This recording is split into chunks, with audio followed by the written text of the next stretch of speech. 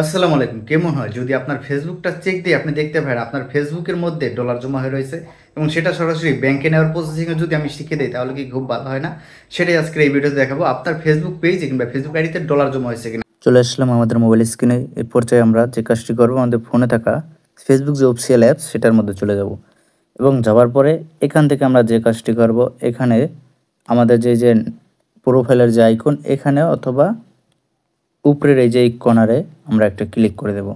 Click করে দেওয়ার পরে দেখুন এটা কিন্তু আমার একটা পেজ, অথবা আপনি আইডিতে যদি যান তাহলে আইডিতে প্রফেশনাল ড্যাশবোর্ড অবশ্যই আপনার অন করা আছে, আর না থাকলে অন করে নেবেন।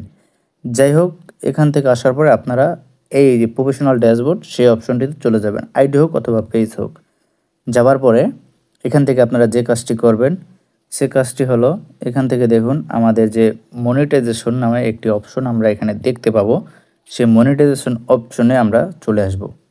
আসার পরে দেখতে পাচ্ছেন এখানে আমাদের কিন্তু এই যে আনলকে কন্টেন্ট মনিটাইজেশন অপশনটি দেখাচ্ছে, আর নিচে নট ইয়েট অ্যাভেলেবেল যেখানে রয়েছে এই যে সেখানে শুধু সাবস্ক্রিপশনটা রয়েছে। আপনার যদি এরকম থাকে তাহলে আপনি যে কাজটি করবেন, এখান থেকে কন্টেন্ট মনিটাইজেশনের উপরে একটি ক্লিক করে দেবেন সিম্পলিভাবে।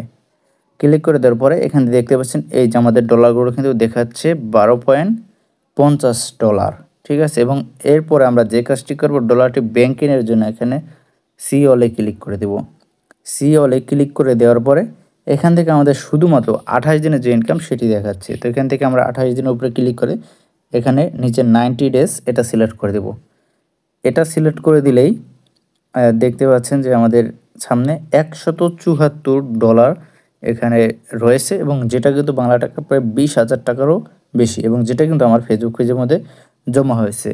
এবং এইটি কিন্তু আপনি ঠিক এভাবেই আপনি আপনার যে ফেসবুক আইডি কিংবা ফেসবুক একইভাবে চেক দিবেন।